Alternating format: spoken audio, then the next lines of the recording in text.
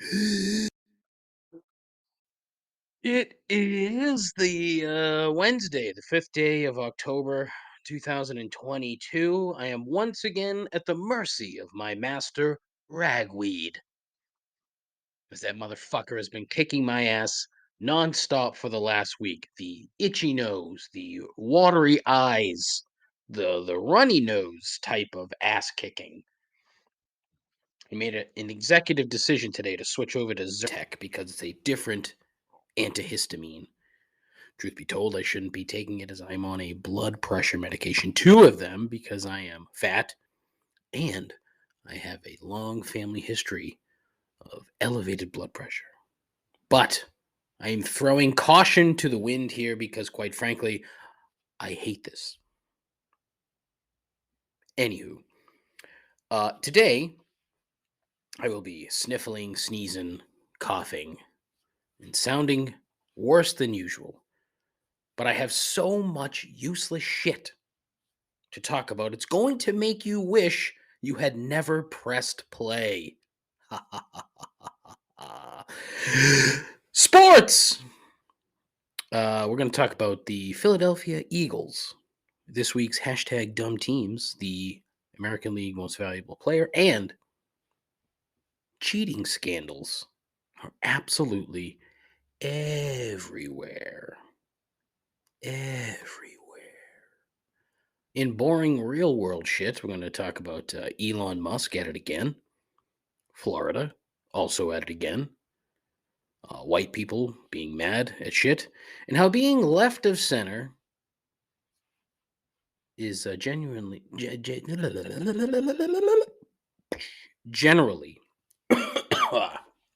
infuriating. So infuriating, in fact, that I'm coughing into a microphone for a show that no one listens to. Actually, 2. As an aside, last week at the end of the show, I said that I would offer up a Venmo prize to anybody who shared with me the secret code word, which was almond. Almond. Almond. Sound like the old password guy. Anyways, I heard from 2 people. So that means I'm now down to 2 listeners. Never mind 4 or last week's proclamation of now 3. It's not true. I mean, I'm sure I have a handful of listeners that only listen, right up until 3 gripes is over, or they just skip over 3 gripes altogether. I would hope not, because I typically find that to be the most entertaining part of the program. It's the one that is generally kept with the theme of the show, Anyways, so all that, and I promise with all of my heart, nothing more of any redeemable value or substance. That's all right here, right now, on episode 136 of Complaints and Observations. Still, the most less than average podcast on the internet. With a host who's the smartest person in the room when he's the only one there. A continuing odyssey into mediocrity. Guaranteed to make you question your life choices and your own sanity. This is Complaints and Observations with Dave LaPointe.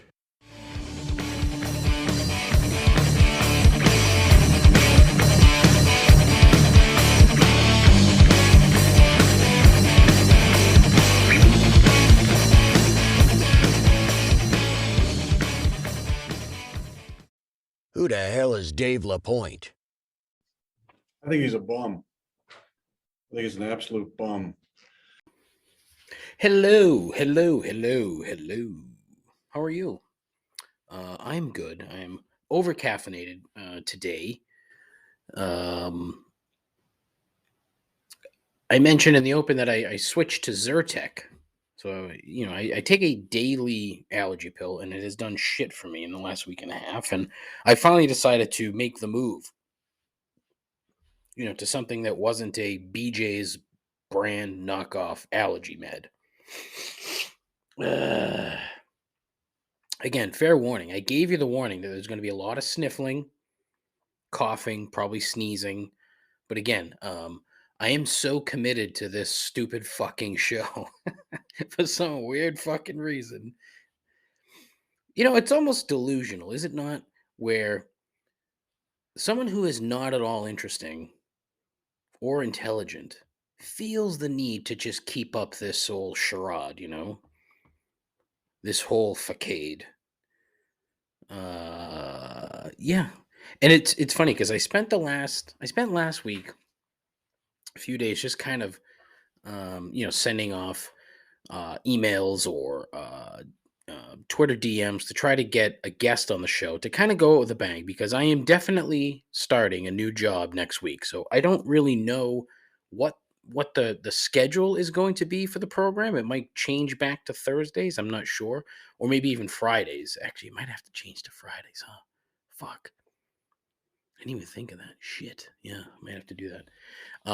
And then, fourth quarter is going to be kind of touch and go for me. It could be, occasional drops on the site, or it could be nothing. I don't really know. Not 100% sure. Still up in the air. I'll give you more details on what the job actually entails once I have all of the details. I probably won't say where I work just because of the yeah, I don't know. I don't know. We'll see. I haven't. The only, the last place I worked at, I didn't say. The place before that, I didn't say. I think I'll keep up that theme. There's no need to drag them into this shit. I don't want that association to mar, any potential success that the company may have. But yeah, I don't know. Where was I? Totally forgot what I was talking about. But that kind of goes on what I was saying. So I got a DM on Twitter the other day from somebody, like a podcast company or something along those lines. Most likely a scam of some kind, but it was either an actual person on the other end of the conversation or a wonderfully made Twitter bot because the conversation was flowing. It was going back and forth quickly. It wasn't like long delays or anything like that. It wasn't like when you're talking to when you shit talk Xfinity, they're like, "Oh, send us a DM," and then it's dot dot dot Jim. So you send it to Jim, and then you get, your DM conversation is answered by 15 different people. It's very frustrating. Anyways, so the conversation I'm having, this person on the other end of the DM said, "Wow, I mean, um, you have 135 episodes of your show." I'm like, "Well, it's probably close to like one 30. Actually, no, one 44, something like that. If you count all the not in episodes, which I think there's 7. So that's 142. Sorry. So this is officially episode 136, but all told, I mean, the initial pilot that I had, trailer or whatever the fuck it was called, which I should probably redo. I should probably do that again because it was kind of meh. Um, but the conversation flowed, and I was like, "Oh, have you ever thought about doing this? Have you ever thought about doing that?" But the best part is like, what's your show about? And I had to kind of think about it for a second. I think it's not really about anything. And then I went through a whole litany of shit that I talk about, and there's no niche. And that's the problem with the program is that there's nothing to grasp hold of, right? So basically, the conversation ended when they're like, "Oh, have you ever thought about, narrowing down your niche?" I'm like, "Oh, of course, but I have the attention span of a fucking gnat, so it's like I can't. Focus is not my thing at all. So there's no way I could create. I could probably do multiple podcasts, but I could never just do one podcast focusing on one thing. I couldn't do it. It wouldn't last long. And I think that's the problem with most podcasts is that you're so focused on one subject that eventually you get bored with that topic, which is why these things don't go on for very long. So the fact that I've managed to talk into a microphone now going on 2+ years about literally nothing is quite remarkable. And I think that the Twitter bot that I was talking to understood that, yet was not willing to offer anything in terms of whatever it was they were offering, other than me. Hey, do you want to buy this, program like how to podcast? I'm like, oh, geez, it's tempting. I could use that. How to podcast, right? I mean, you know what the show is about. If you do, you should let me know. You should tell me because I'm curious. I'm curious what other people think the show is about. Because I mean, I can tell them the show's about nothing, and then they automatically assume that it's like a Seinfeld ripoff, and it's really not at all. Because one, I'm not funny. Two, it's really about nothing. I mean, Seinfeld was about Seinfeld and his three friends and the various adventures that they found themselves in. That's what the show was about. It wasn't the show about nothing. That's not true. Same with George's fake show, Jerry, that he said was a show about nothing. But and then he said it's this. And it's just him and Jerry sitting at the coffee shop. I don't know where I'm going with any of this, to be perfectly honest with you. Because, like I said, there's a ton of shit to talk about. Where do I start? Oof, boy, I don't even know. I'll start with a shout out to the Tight Ass Joints. They're a band, allegedly. I'm not sure. Never heard their music, but that's a dynamite, name. And I'm thrilled. Heather, who's a friend of the show, constant complainer. Appreciated Heather as always. Apparently, she's a member of the Tight Ass Joints. When you hear the name Tight Ass Joints, what do you think? Funk? Like a funk fusion? How about like a yacht funk band? Ooh, that's exactly what it is. I don't even know if that's what it is or if it's a real band, but it should be funk yacht rock fusion. And if it's not, I just created an entirely new genre that should be. I mean, I've already said that that the Quiet Violent, Bob and Donnie, or Bob and Don, that should be a fucking yacht rock band. Bob and Don. It's terrific. So that starting at oh boy, this is terrible. When being over caffeinated, talking, and not being able to breathe properly is not a good combo. So again, my deepest apologies. I want to start with sports, okay?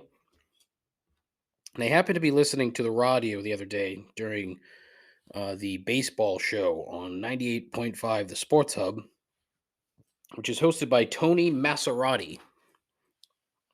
Tony Maserati, who is one half of Felger and Maz. Tony had the gall to say that people that vote for Shohei Ohtani to be MVP of the American League over Aaron Judge should be, quote, embarrassed, end quote. And I got very angry. Here's my take, okay? If you have a player who can play, who can not only hit and play the outfield, but can also pitch and pitch very well, he's the MVP every year, every single year. A guy hits 62 home runs, leads the league in RBI, finishes second or third in batting average. Sure, terrific. That's great. He plays for the Yankees. That is full of guys who have the potential to do the same thing. And I say that in a weird way because Giancarlo Stanton is not going to hit 320. He strikes out way too much, but he could lead the league in home run and RBI. In fact, I'm pretty sure he's done it before. One or the other, or both at the same time. Not 100% certain. Point being, had Tony said, this year, you should vote for a Judge because if he wins the Triple Crown, he's the MVP. Okay? Shohei Ohtani conceivably could be the most valuable player, meaning player, total, for as long as he is playing two positions, three positions, outfield, DH, starting pitcher, three positions. There is no more valuable player in all of baseball than that guy. He is a fucking unicorn, an absolute out and out unicorn. Does not exist. Doesn't exist. So please spare me the bullshit about being embarrassed if I happen to think that a unicorn might be the most valuable player in the American League. Just because you got a fucking hard on for the Yankees and a hard on for home runs, congratulations. What do you? I mean, you take Aaron Judge off that team, they're still a playoff team. They're still a playoff team. Would they win the division? Maybe not. But they're still a playoff team. They're not the fucking Red Sox, who stink, and I can't wait for this season to be over. Advanced warning. Next year, hammer the under again, because they're going to stink again. I'm looking forward to cashing in my under bet. Thank you. That's it. Just a little, that fucking drove me batty. Batty. The other thing I needed to touch on was the Philadelphia Eagles. The 4-0 Philadelphia Eagles. This has really very little to do with the actual football team this year. Because they're pretty good. And I would venture a guess that I was all over Jalen Hurts 2 years ago. I may have to dig into the old archives of the program to say that I thought that the Patriots should have taken Jalen Hurts 2 years ago or 3 years ago, whenever it was, whenever the draft was. Or maybe we weren't even on the air at the time. We weren't on the air. Pretentious fuck. I've been a Jalen Hurts guy since his since his days at Alabama, which was 3 fucking years ago, 4 years ago, whatever. Then he transferred. That's fucked up. Anyway, did you know that there is a statue in front of Lincoln Financial Field in Philadelphia of Doug Peterson and Nick Foles? Did you know that? And apparently they've immortalized the Philly special play that they ran in the Super Bowl. Am I the only one who thinks that's kind of fucking weird?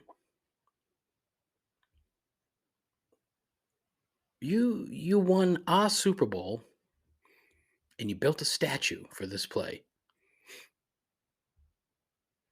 I mean, it kind of goes to show you what it's like to be a sports fan in a city that is not Boston. And here's the thing, okay? I need to preface that by saying this is not to imply that, Boston is the greatest sports city in the world or any of that bullshit, right? It's just that facts are facts. We did a lot of winning around here. I say we because obviously I had a lot to do with it over a course of 2 decades, right? And so the idea of immortalizing two people who are no longer with your organization, however many years later. In fact, Doug Peterson came in there last week with a completely different team. He's like he shows up with the fucking Jags. Nick Foles, I think, has played for like 3 teams. I don't even know if he's still playing anymore. But it's weird that they win a Super Bowl and build a statue. Like, where's the Andy Reid statue for the 6 NFC championship games that they played in or some shit? Like, is that next? Is that coming? Boy, that's something. Like around here, there's no statues for any of the recent, and there'll be a Tom Brady statue in Gillette. That's coming. But it'll be post-divorce. I'm sorry.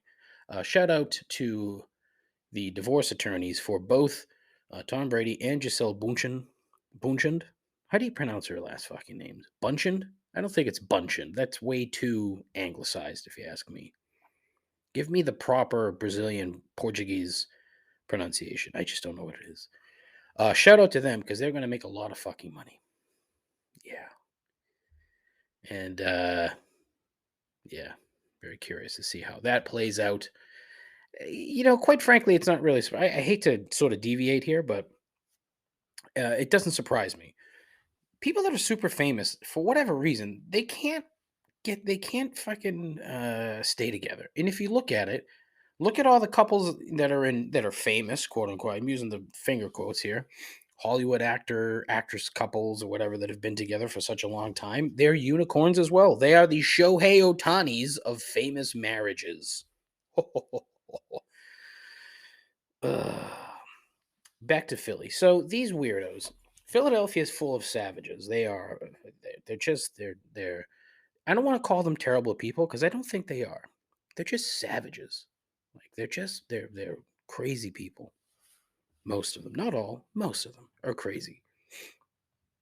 So it's funny to see that they've built a statue. I have to see this with my own eyes.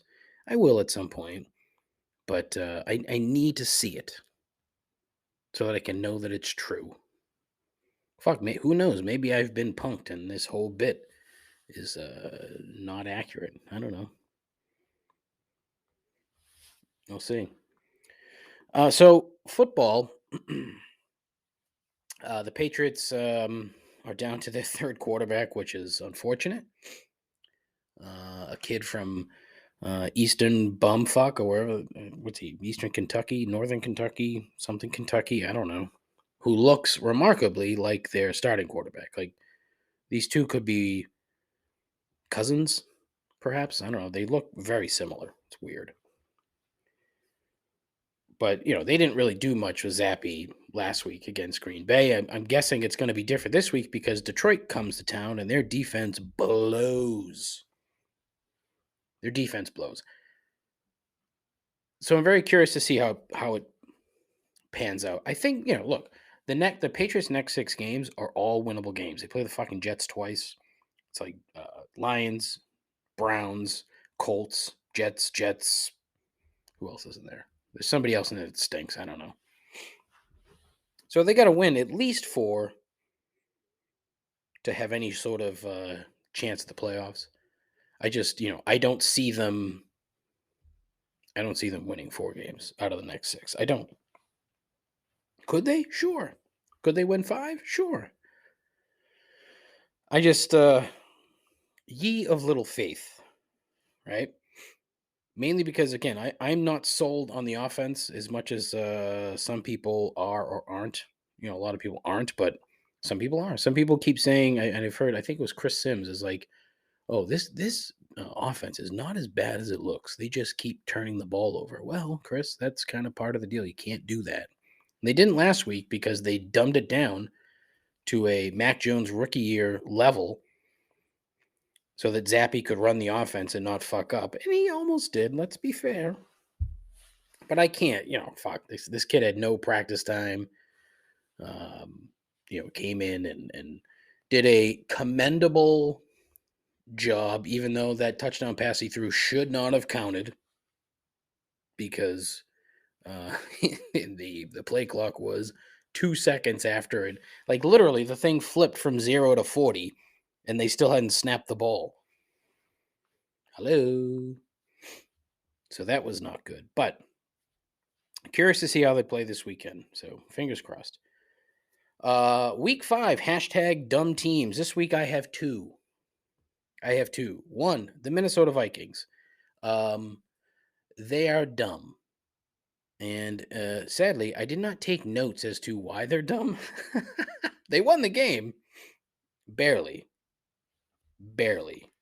Against a depleted New Orleans Saints club in old London town at Tottenham Hotspur Stadium.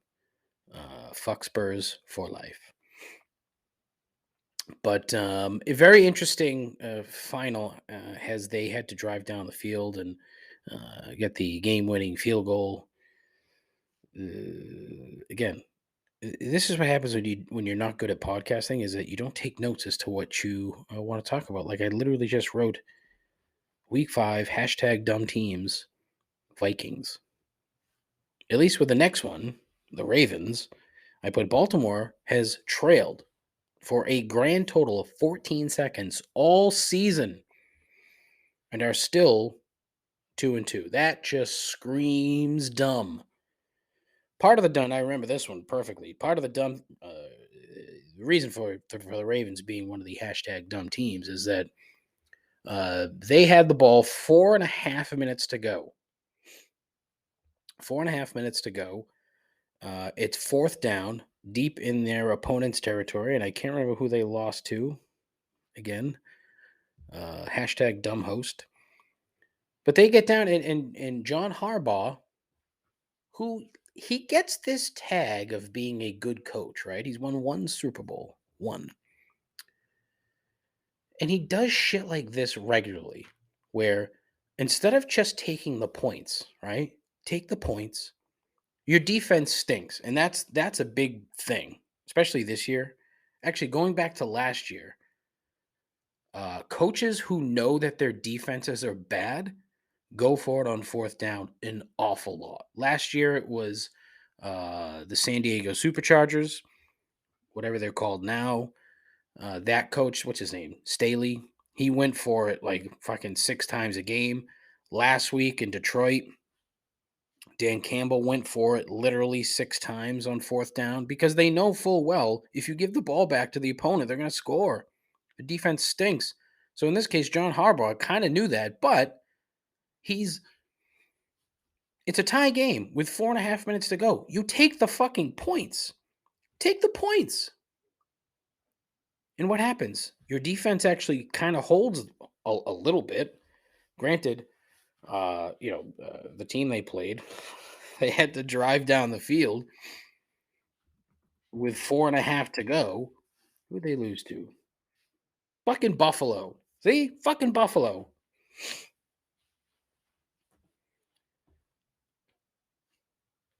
Buffalo had to drive down the field to get field goal range to win the game. Last play of the game, and Baltimore loses 23-20. Just take the points, John.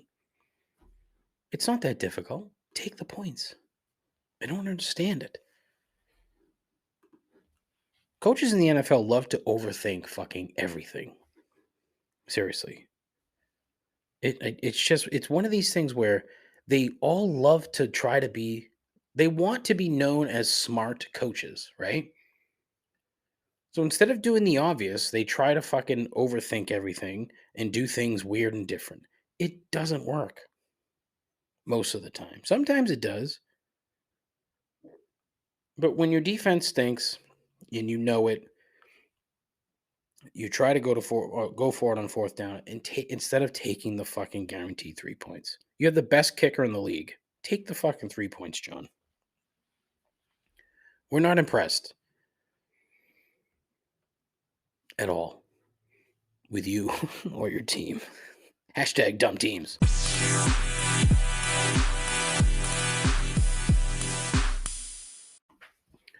All right, moving on to more sports, but not. I don't want to say not real sports because they kind of are real sports, but it's been all the rage of late for cheating scandals to become big in these tertiary type sports. I had mentioned a couple weeks ago now the chess cheating scandal where Hans Niemann, which is the name of a villain in a Bond film, Hans Niemann, a 19-year-old kid, a grand master of chess, was alleged by another grandmaster, Magnus Carlsen, of cheating at the Sinkfield Cup in St. Louis early last month. And the allegation is that he had anal beads in his, I guess, anus to assist him in cheating. Now, this thing it's exploded. And I think this is the third or fourth time now I've talked about this fucking shit. But it just keeps getting bigger, which I find very interesting. The website chess.com recently put out a report that they made public on Tuesday that, quote, Hans Niemann has likely cheated in more than 100 online chess games, including several prize money events, end quote. 100? Now, these are not OTB games, which, for the uninitiated, is not off track betting in this particular case. It is over the board, which, when I figured that out, had me fucking howling with laughter. Over the board. Physically being across from each other over a chessboard. Get it? OTB. And there was some real detail in this report, right? Which, to the uninitiated, like myself, you'd say, whoa, wow, that's pretty fucked up. You dig deeper into the story, and they left the comments on. So you can see all the comments. Now, you want to talk about a very interesting comment section. It's the chess.com Hans Niemann report comment section. It's like, what? What? It's a language that I can't understand, first and foremost, because so many of these comments are using lingo, shorthand, and there's a ton. I mean, there's a lot of fucking comments here. I mean, you're talking multiple pages over the course of the last day plus. And most of the comments are not thrilled with chess.com. Not thrilled at all. Even though, it has legitimate research done here. Online games in which Niemann likely cheated. Number of matches in an event and the number of matches that he cheated in. I mean, some basically are saying that he cheated in every single match that he played at a particular event, which is fucking wild. It's like Barry Bonds level cheating. It's a timely reference, huh? You like that? I know you do. But it is fucked up. Like, this thing this thing is crazy. They've brought in, this is my favorite part of the entire article, right? Is that it mentions that they brought in a gentleman by the name, all right, of Ken Regan, who is, quote, an independent expert in the field of cheat detection in chess, end quote.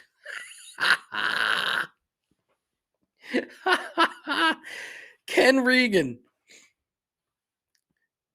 What the fuck is that guy? Man, oh man. It kind of goes back to what I said earlier about this show not having a niche. You want to talk about a niche? Ken Regan?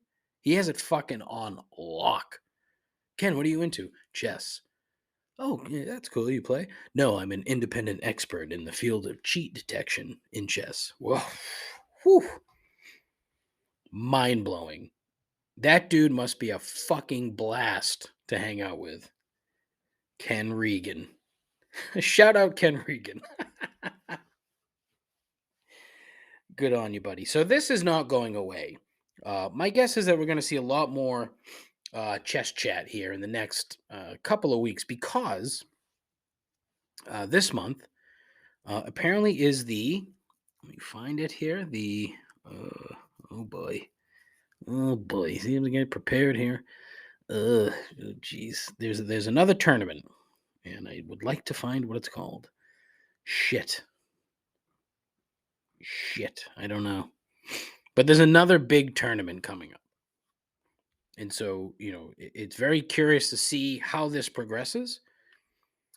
If it really grows and explodes. Here it is. Chess Grand Championships. Where the fuck is that? I don't know. Fuck. God damn it. Or the Global Chess Champion. Oh, jeez. I'm terrible. This ain't good. But anyways, it's going to get bigger. So now that this report is out there, and it is called flat out, chess.com has come out of the woodwork and said that Hans Niemann is indeed a cheater. The Wall Street Journal did a report about it, but they felt the need to include Hans's middle name, which tells you something. Once a middle name is used with someone that's in trouble, they're fucked. Like, that's serial killer shit. Yet the two people that wrote this article felt the need to throw that in. My guess is probably because there's a lot of Hans Niemanns on planet Earth. But Hans's middle name is Moki or Moke, Moke. I'm going to say Moki. I'm going to go Hans Moki Niemann because it sounds better. He should just drop the Hans. Just go with Moki Niemann. Like, that sounds like a fucking. That sounds like the bass player in Bob and Don, or the tight ass joints. Because I mean, I guess Moki could be a male or a female. So maybe the bass player of the tight ass joints is Moki Neiman. If it's not, it should be. Funk yacht rock fusion. But yeah, so that's chess. And then we get poker. We get a poker scandal between two people at a table at a tournament that was being broadcast apparently last week from the Hustler Casino in Gardena, California, where two poker players, Robbie Jade Liu, is being accused of cheating by Garrett Adelstein or Adelstein. I apologize, Garrett. I know you're listening. I apologize for mispronouncing your name. It basically happened when Garrett had an open-ended straight flush draw and went all in on the turn, where Robbie Jade Liu, another one of these Instagram models that plays poker, they come up every now and again. It's weird. She had a weak jack high hand, but then also decided to call the all-in, which was a tad concerning. Liu ended up winning the hand when she really had nothing, which was very interesting. She got very lucky. And again, I'm a terrible poker player, so I'm not even going to sit here and try to explain to you exactly how it happened. But she basically ended up with the high card, which was a jack, because Garrett only had an 8-7 club suited, thinking, again, he had an open-ended straight flush draw, but didn't get it on the river, so he was kind of fucked, so he'd lose. But he was bluffing. Not bluffing, but kind of bluffing. So basically, this has gone back and has blown up because Garrett called her out, more or less, basically saying that, during the game, which was very long, what she did was extremely out of character compared to prior hands. That was a quote. Sorry. And then there's more. Quote, not only did she never consider making a call anywhere close to this before, but she instead very often folded bluff catchers to river bets, only calling when her hand was quite strong. Now, all of a sudden, she's playing a 10 times stack size compared to before and is calling a huge overshove with no pair, no draw, end quote. Dun, dun, dun. So he's all fucking in a piss because he lost, right? Which, when you get worked like that, I would imagine that you start to think, you question what's going on. My guess is that she read him like a book, knew that he had nothing, even though he kind of had something, and decided to call.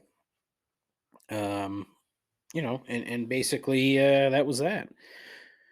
So now they're going back and forth with one another. She ended up giving him some of his money back, apparently, which I guess is a big no-no in the world of poker, which, I can imagine that being the case. But she basically said that he had threatened her, cornered her. Like the stare that he was giving her on the video that I saw from the live feed was kind of menacing. Like you could tell that he wanted to say something, but he knew better. Because in poker, you can't go around accusing people of cheating because that is fucking bad news. So now there's a whole fucking thing. There's a whole fucking thing, and it's gonna get worse. And apparently, the Hustler Casino is gonna hire a law firm to conduct an investigation with staff, interview the players, a review of relevant records, and possibly a polygraph test. They also have a cybersecurity company involved. It's out of hand. It's out of hand. However, nothing compares to this. We got weights and fit. There we go. Honestly, I've been laughing about it all week long. So, unless you live under a fucking rock, you've already heard by now about the giant controversy, controversy, at the Lake Erie Walleye Fishing Derby. I don't know what the fuck it's called. What is it called? The Long Trail. Wait, hold on. Lake Erie Walleye Trail Tournament Series out in Lake Erie in Ohio, apparently. And the story goes that these two gentlemen, by the name of Chase Kaminsky and Jacob Runyon, cheated by stuffing their fish with weights and fillets, and has set off a scandal of epic proportions in the fishing community. Let me say something up front, okay? Before we get any further. One, I am not a fan of fishing. I don't get it. Two, that does not mean that the people that do fish don't love it. And then three, this is really a big deal. Like, I mean, it's funny as fuck. The reaction to it was hilarious, absolute hilarious. But the more I looked into it, the more it's like, oh man, this fucking shit's no joke. The prizes that these guys win is absurd. It's absurd just for sitting in a boat and catching fish. But whatever. It's a skill that I don't have. So there you go. Anyways, these two guys, they needed to catch like I think it was like 16 pounds worth of walleye in order to claim the team of the year prize, which brought about 30 grand in cash and prizes, right? And the team that was leading the competition at the time had about, I think it said 17 pounds or 16 and a half pounds worth of fish.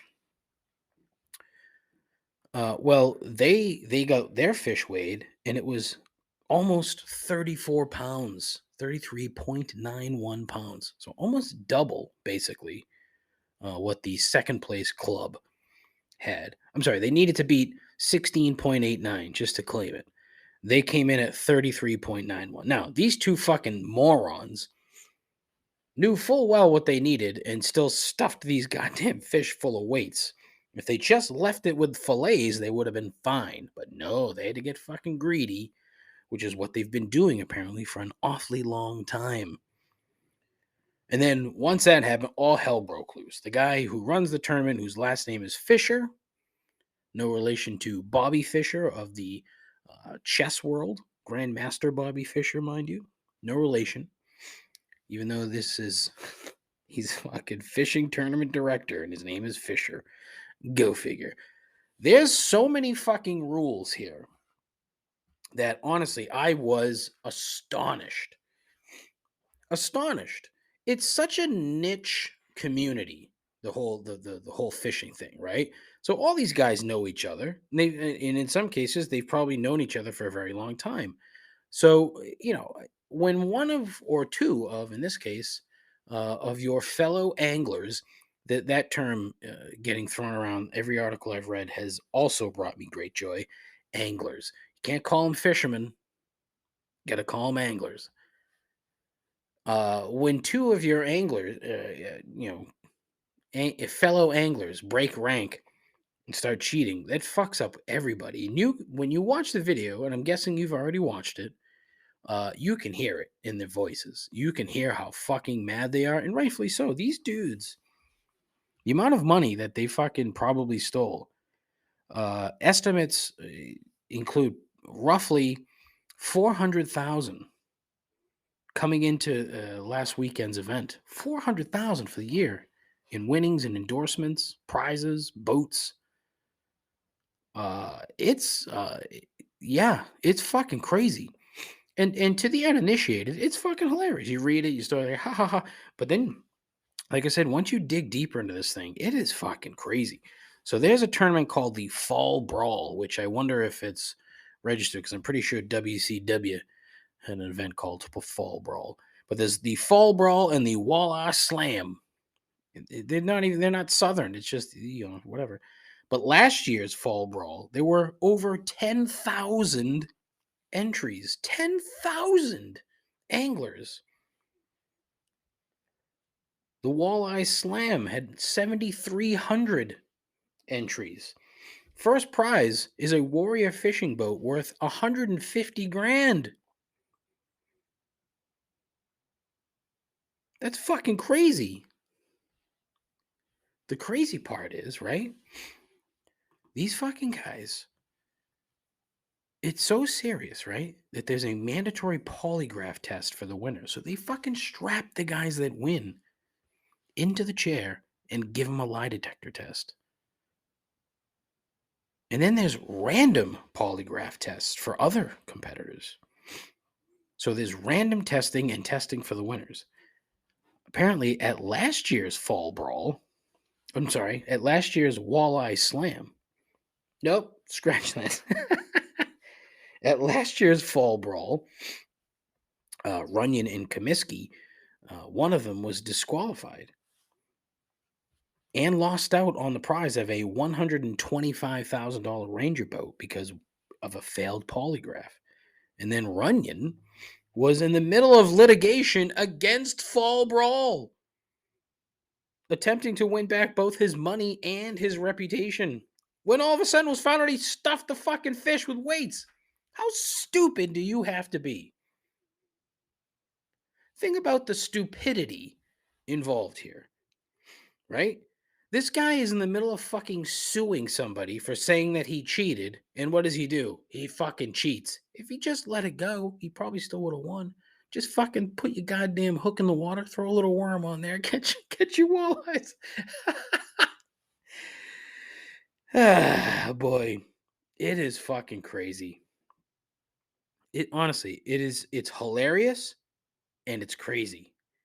And I guess this Bobby Fischer guy or Chris Fisher, who runs these tournaments, had heard some whispers about these two guys, and it's crazy. He fucking grabs one of the fish and it weighs 8 pounds, and he's like, "There's no way, man.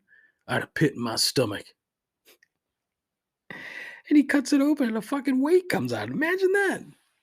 Imagine that. Oh, sports are fucking funny, huh? Especially when they're weird sports like people sitting in a boat catching fish, Jimmy Houston style. Jimmy Houston. ESPN Outdoors with Jimmy Houston. Now, this is already getting fucking long, huh? Jesus Christ. That's what I get for 2 fucking cold brews before noon. And whatever was in that fucking Zantac. Not Zantac. Whatever the fucking name of the goddamn Zyrtec. Woo. Yikes. Okay. All right. Anyways. So I'll try to be quick because there's a handful of things that I wanted to get to quickly that probably won't be too quick. I mentioned Elon Musk, okay? As of today, he's going through with apparently buying Twitter now. And I'm certain that it'll still be a cesspool once that actually happens. Because as I said multiple times, Twitter is a cesspool. I enjoy it, but it's still a cesspool.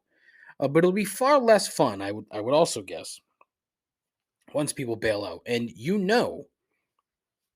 that people will as if leaving Twitter is somehow it was going to be a political statement because they don't like Diet Lex Luthor. If you're looking for an alternative, though, look no further than Mastodon. I have no idea what it is or what's going on there, but you can follow at Complaints Pod on Mastodon. And no, it's not the occasionally cool stoner metal band, but an open source social media platform. And again, I have no idea what's going on. What I do know is that Elon is apparently going to buy Twitter for an ungodly amount of money, which still I cannot figure out. I don't see what the point of it is other than him just being, fuck you, I have a ton of money and I'm going to buy this, you know, like $54 a share or something. I wish I had some fucking Twitter stock. Jesus. Um, but it's fucking stupid. And then he goes on. He's gonna tweet out his peace proposal between the Ukraine and Russia, basically saying that the Ukraine should just fucking give up. It's like, what? How is that a peace proposal when they're a sovereign country? Russia invaded them for no fucking reason. Fuck you. Like stop thinking you're smart just because you're smart. It's dumb. It's really fucking dumb. Also dumb. Lizzo apparently was playing a flute at a show last week that belonged to James Madison, who was president of this country at one point, and it was a crystal flute that apparently is held. I want to say the National Archives. I think it's the National Archives. Not 100% sure, but it's the largest flute collection in the world, and it is in a museum somewhere within Washington D.C. I'm not 100% sure. Whatever. A lot of white people got mad. Why is she playing that flute? Why is anyone playing that flute? Blah, blah, blah, blah, blah. Anytime someone black does fucking anything, white people get mad. So you wonder why there's problems in this country. Because, if you're not white, if you're not literally white, you can't fucking do anything without people getting pissed off about it. Case in point again, The Little Mermaid. They're rebooting The Little Mermaid. Why? I don't know. But apparently now Ariel is black, and people are getting all fucking bent out of shape about that. Why do you care? Why do you care? How does the fucking fictional color of a person matter at all? Like the fucking evil person in that movie is an octopus. She's purple. Like, where's the outrage? I hope they change it to yellow, and then all the purple people will come out and get pissed. Why isn't she purple anymore? Blah blah blah. It's just dumb. It's just more people who literally live to be outraged over nothing. Soon, the next one's coming, okay? Because apparently it was reported today that Velma from Scooby Doo, I guess in the movie universe of Scooby Doo, is officially a lesbian. Like, I saw that. Like, it's official. Velma's a lesbian. Like, what? Was that a thing that I'm supposed to care about or give it a fucking second thought to? What? No. There's nothing to do with anything. Who the fuck cares? And I'll tell you who. Probably a lot of fucking people. So buckle up. That's coming. That's a good one. Oh boy. I can't believe I went on so long about so much dumb shit because I'm 45 minutes into this fucking show and I have so much more shit to talk about. Oh, that's awful. I want to talk about Florida. Florida's being stupid. Now, ugh, I hate Florida so much. I shouldn't say that. That's not true. I hate the people who run Florida. All right, there you go. They got fucking the west coast of Florida in some places, Fort Myers, Sanibel Island, got literally obliterated by a fucking storm. Lee County, which is where Fort Myers is, apparently there was a big issue where they were not told to evacuate until very late. And it costs a lot of people their lives, apparently. So that's going to be a fucking shit show. The other shit show, the doofus that fucking runs Florida is scheduled to meet with the president. I'm very curious to see how that turns out. Because quite frankly, he's going to ask for money.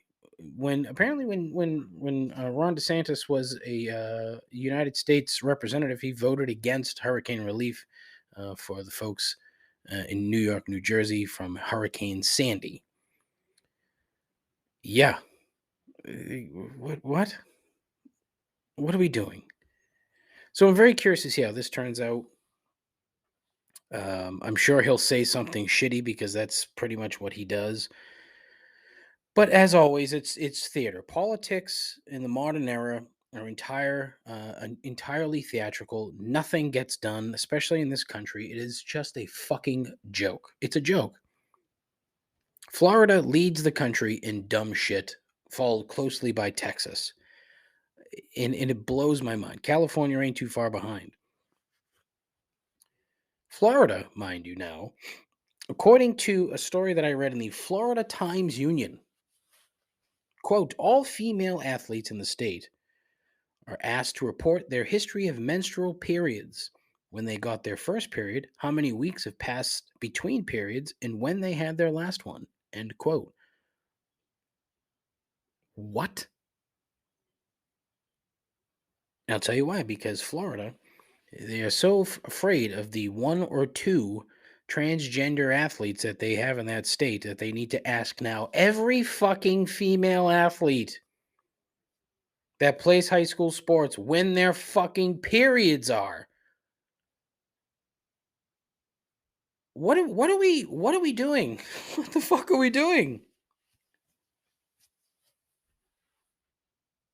That is just, it is outright fucking insanity. Insanity. And I've said 1,000 times before, it makes no fucking sense. Why on earth anybody gives a fucking single shit about what other people's kids are doing? Why do you care? You want to fucking try to blow up children's hospitals because you think they're going in and, you know, fucking with kids' genders for some reason. It has nothing to do with you. It's not your business. No one's telling you how to raise your kids. Why do you have to fucking do that for somebody else's?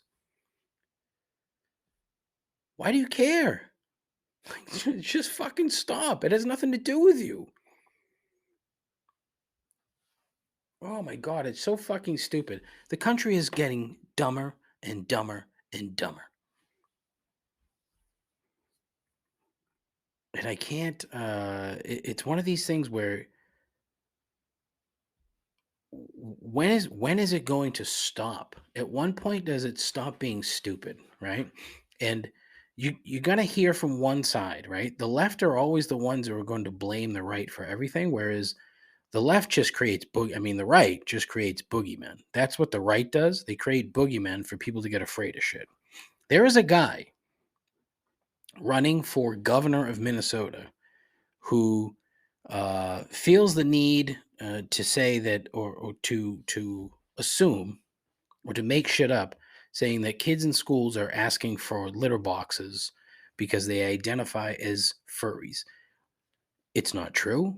It's never been true, but it's one of these fucking lies that is so prevalent on the internet that people fucking lap it up and believe it when it is so unbearably stupid.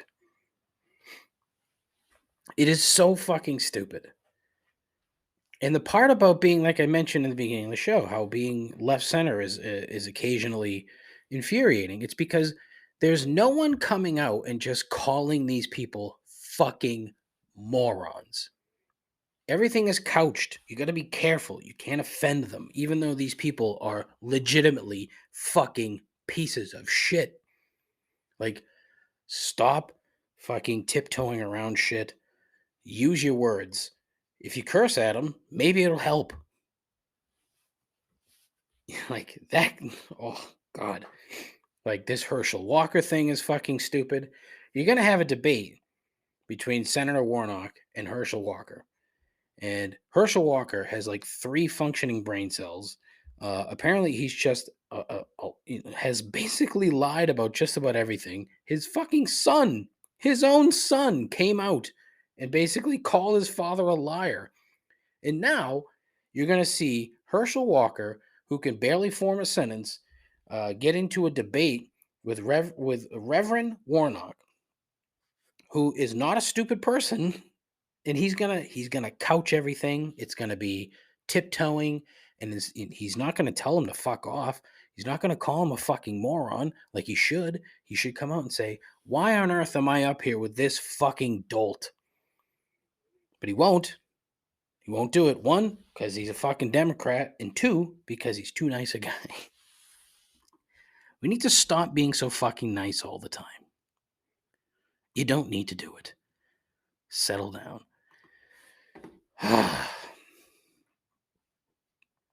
I have so much more to talk about. So buckle up. I got like 2 or 3 more segments. Woohoo! All right, I want to talk about a movie trailer that I saw today. Typically, I would save these things for the well-reviewed, well-received movie trailer review segment with AP Dave. AP Dave, don't think he's the AP anymore. We'll see. But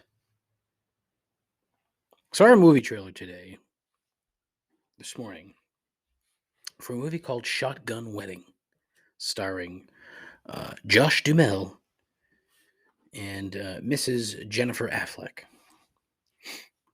The movie is about J-Lo or J Fleck, JF. Let's call her JF, right? Jaff. Not funny. She's marrying Josh Duhamel. There's a whole thing with like family, and they're on an island somewhere, and blah blah blah, yada yada yada. And then all of a sudden, pirates come by and hijack the whole wedding party, except for JF and Josh Duhamel. Chaos ensues. They try to fight the pirates. Blah blah blah. It's the weirdest fucking trailer I've ever seen, because you're thinking it's just some random rom-com, and then all of a sudden you got fucking J-Lo with a goddamn shotgun in her hand. It's like, what the fuck is going on here? It's bonkers. Do yourself a favor. If you have not seen the trailer for Shotgun Wedding, you have to see it. It's coming out in January. It's from the creators of Pitch Perfect and the producers of The Proposal, so you know it's going to be just fucking boring. Well, maybe not. I don't know. But the trailer itself is wonderful. It's the kind of thing that you watch and you're like, oh, fuck. That was a great trailer. I don't know if it's going to leave you saying, shit, I need to see that movie, but it's going to be, fuck, that trailer was great. There really isn't anything more to that bit other than I thought it looked fucking cool as hell, and I'm going to have to see it now. Even though I really don't want to watch the movie, the trailer has I'm hooked. I'm hooked because of the trailer. The trailer works. And you know what I found out today? And I didn't know that. Trailers are actually made or put together by other companies. There are companies that produce trailers. I always thought it was like the film company, the distribution company, the production company, if you will, and then the creators of the film just kind of got together and hashed out what they want the trailer to be. Apparently, it's a third party. Learned that on Twitter. Shout out Paulie. I don't know if Paulie listens, but he follows the Twitter feed. So @ComplaintsPod. So shout out to Paulie. So yeah, check it out. Shotgun Wedding is the name of the upcoming JF film. Now, after 3 minutes of crap, Donnie, friend of the show, Donnie of The Quiet Violent. I'm still waiting on the release of the new album, Donnie. If you could hurry up and tell Bob to get off his ass. And I don't know, I shouldn't even blame Bob because I don't know if that's accurate. But in this particular instance, I'm going to because I don't really know. But I'm looking forward to some new music from Quiet Violent, The Quiet Violent. Blah, blah, blah, blah, blah. But in the meantime, here's Donnie with a dynamite voicemail. Hey, Dave. Donnie calling in. Wanted to talk about something that I experienced over the weekend, where I went to a show, and then after the show, I promised a friend that we could go out to a bar afterwards, even though I typically like to call it a night after that. Anyways, we get to this bar. It's called Lucky's. Never been before, but the thing is when we started rolling up, there was a line there, and like, I mean, I understand this happens like from a capacity perspective, but like I just can't understand why anyone would want to wait in line to get into an establishment. Like so much that like while we were in line, like I couldn't deal with it. I just had to like keep complaining the whole time. Like I feel fucking foolish waiting in line to get into this place. I have no idea. Like what is so special about this place that we have to wait now? I was pissed. I hate this shit, and I'm never doing it again. Wasn't even worth it. Anyways, wanted to hear your take on that. See you later. And ta-ta. Kudos, Donnie. Thank you as always for lending content to the program. It's greatly appreciated. Your support as well, greatly appreciated. In this particular instance, it's also appreciated. I do have a couple of things, okay? One, you get to a certain age and you stop wanting to wait in line for pretty much anything. And I would imagine that the tolerance goes down even more when you're going into a bar, right? Now, Boston is not as trying to think of the right term here. There used to be a lot more bars in town than there are now. And look, I haven't really spent a ton of time in various establishments across the city, and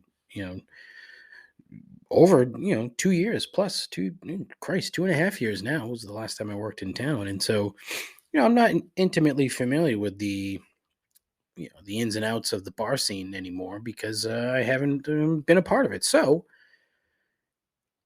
I am familiar with Lucky's, if it's the Lucky's that I'm thinking of, Lucky's Lounge in the um, Seaport, which is what I'm thinking it is. And it's from what I can tell, it looks like a cool spot, right? Do I know if that's the case? I don't really know. Would I wait in line? No. No. So you're 1,000% right to not want to deal with that shit. There's so many there's a ton of other bars that you could have gone to, and it just kind of looking at the Google Maps of this particular place, and if it's the place that I'm thinking, there's I'm seeing at least three other bars. Like if it's the Lucky's Lounge in the Seaport, like Trillium is right down the street. I would have gone to Trillium. You could have gone to King's. You could have been like, all right, fuck this. I'm not waiting in line for this shit. I would have said to your friend, hey buddy, hey pal, what the fuck are we doing waiting in line? Look, unless there was a reason to be in there, unless the place is crawling with ladies, or I don't know your friend, and maybe your friend likes guys. If the place is crawling with guys, who knows? But there has to be a reason. You have to give me a valid reason to wait in line to get into a bar. There's no other way around it. I mean, I would have turned around the minute I saw the line. I would have been like, fuck, what the hell is this shit? Are they giving beer away?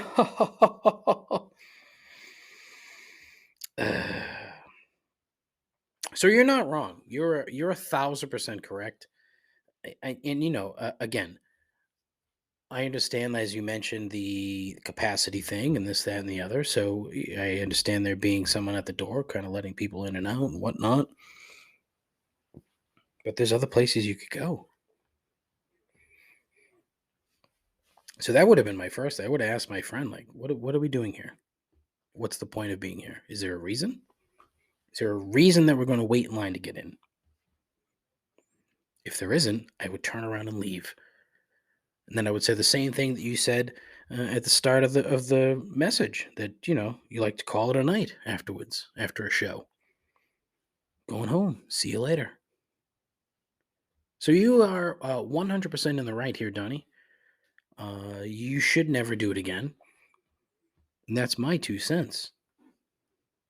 You too could call in 617-657-4736 if a certain conundrum comes across your life, that doesn't make any sense. But if you find yourself in a conundrum and you're questioning, what's going on, you need a bit of guidance.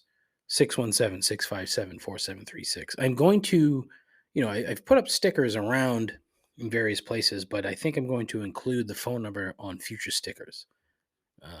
Not that it matters because it doesn't seem to work, but I think I could get more use out of them if I included the phone number. We'll see. Yeah. 617-657-4736.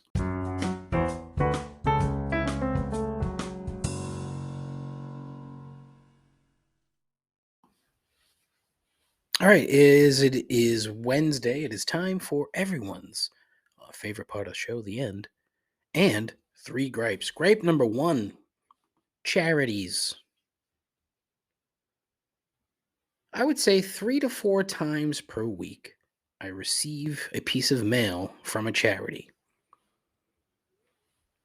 I would say half of those include like multiple sheets of paper and then multiple address labels. Here's what I don't understand. So you're asking for money, yet you're sending out hundreds of thousands, is my guess. I'm guessing with the amount of people that are probably in your mailing list, and then the amount of actual address labels that you're shipping out. Are you familiar with address labels? It's those, stickers that you put on an envelope when you're mailing something. And so they include that in their request for money as if that's somehow a prize or a gift. What I don't understand is why they don't keep all of that money that they use to buy all of this crap to send you, whether it's like a little notepad or the ones that like send you a dime. It's like, what the fuck are you doing? How much money have you spent on dimes that you've taped to this fucking piece of mail? My guess is that there's some sort of rule that the charities have to spend money on advertise. I don't know. I don't know what it could be, but what I do know is that it strikes me as a massive waste of money. Like put one piece of paper in it, double sided. Explain what it is that you're looking for. If it's a known charity that I've already given to in the past, I don't need any more fucking address labels. I don't need them. I don't need your notebooks. I don't need your dimes or nickels or whatever. I don't need them. Stop. Just keep them. That's my gift to you, is for you to keep that shit and then use that money for whatever research or whatever it is that you're trying to achieve. It's mind-boggling to me. It doesn't make a fucking lick of sense. But again, as with everything else that I've talked about today, what the fuck do I know? Very little.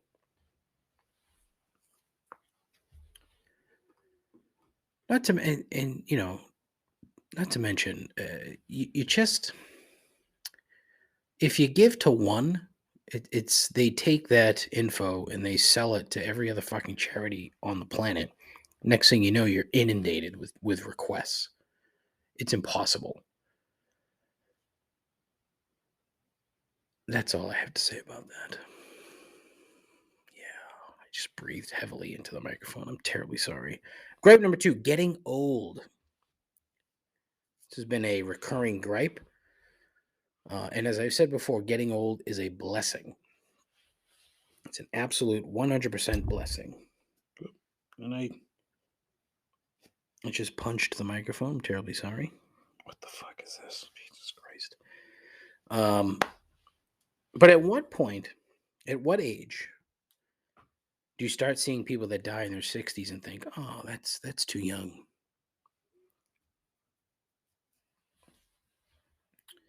As you know, or as you should know, Coolio passed away the other day. Coolio was only 59. And I immediately thought, oh man, that's too young. So at what age does that turn? I'm saying 41. I'm saying once you hit 41. Now, look, there could be some very thoughtful people in their 20s and 30s who feel the same way. But I'm saying that it really hits home when you're 41 years old, okay? At 40, you're still kind of numb to the fact that you're in your 40s, so it doesn't really click.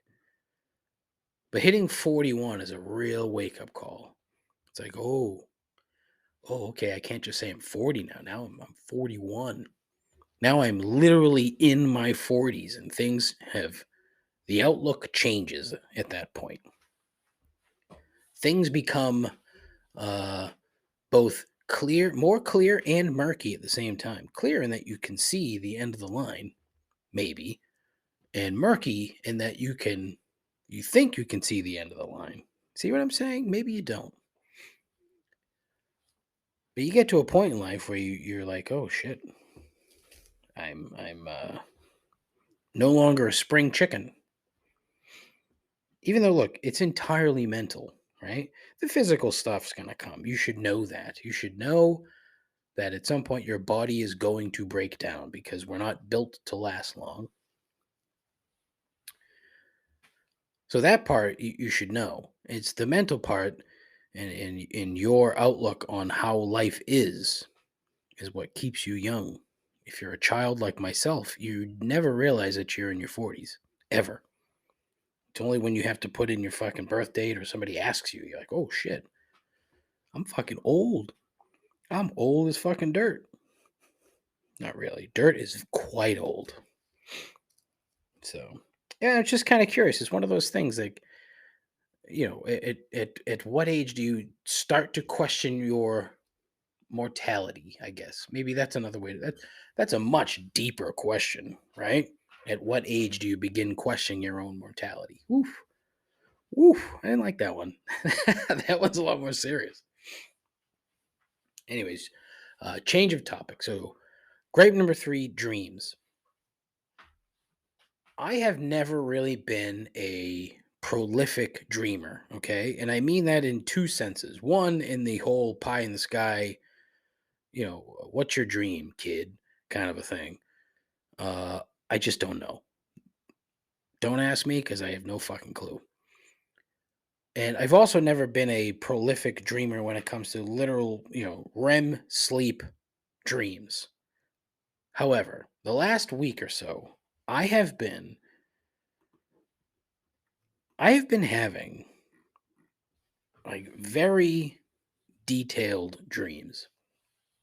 And I would love to know why. Is it I wonder if it has something to do with the fact that I'm not eating bread. Not eating bread, pizza, chips, cookies.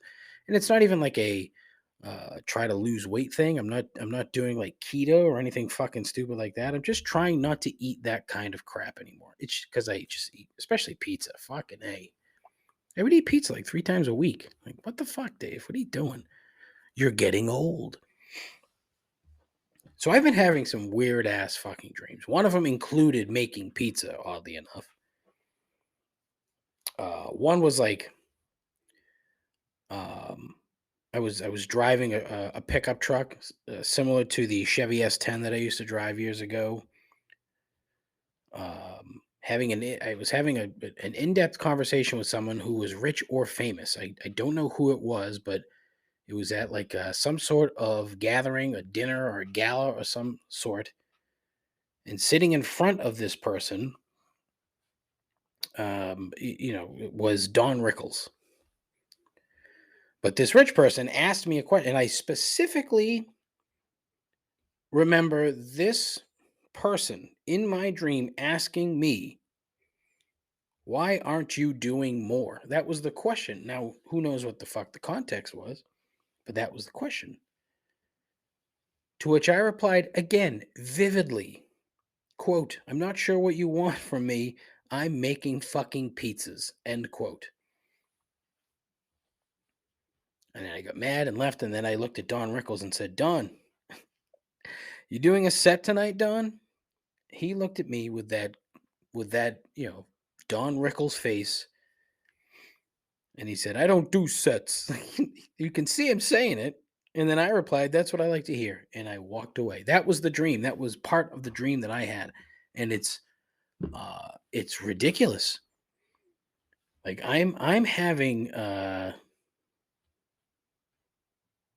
there's a lot going on in there. And I don't know why. And it's one of these weird things about your brain that you can never figure out.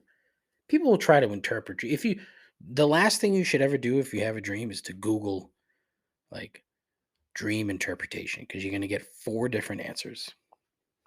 You're going to get four different answers about what it is that you just dreamt about. So don't bother. It's like if you have a stomach ache and you start Googling that shit. You're fucking yourself up. Don't do it. But, I don't want to call them frustrating because that's not really it. I just think it's fucking weird and it's kind of annoying in a way, right? Also annoying, a podcast that's an hour and a half long. Those are annoying. Thankfully, we're only at an hour and 11 minutes or 21 minutes. So it's a good sign to end the show. This has been a long, rambling mess of a program. And again, I said from the jump, there'll be nothing of any redeemable value or substance. And I was 100% correct. Unless you count my hashtag dumb teams stat of the Ravens only trailing for a grand total of 14 seconds all season. That might have been useful. So, as always, I ask, call in 617-657-4736. Call in, share your complaint. The whole idea is for you to complain, to observe. Check out the tight ass joints on Instagram. While you're there, you can follow the show page at Complaints Pod. You can go to Twitter, also at Complaints Pod. I've said before, my Twitter page isn't terrible. Check it out at Complaints Pod. If you don't feel like Twitter, you can go to Mastodon at Complaints Pod. That's legit. That's a real thing. I don't know what's going on, but add it to the social media platforms of this program that get very little use. I do have a Facebook page, but fuck Facebook. I have a TikTok page at Complaints Talk, TOK. I have a YouTube page that I don't do anything with. I have a Twitch channel that I can't figure out. Show mail at complaintsandobservations.com. Like I said, I do have a website as well. I don't even know if I said that, even though if I just said, I also said, I didn't say that. Complaintsandobservations.com. There's nothing there. I've stopped blogging because, nobody reads it. So what's the fucking point? Is that it? Twitch? Yeah. Yeah, that's it. Now Mastodon at Complaints Pod. What a waste.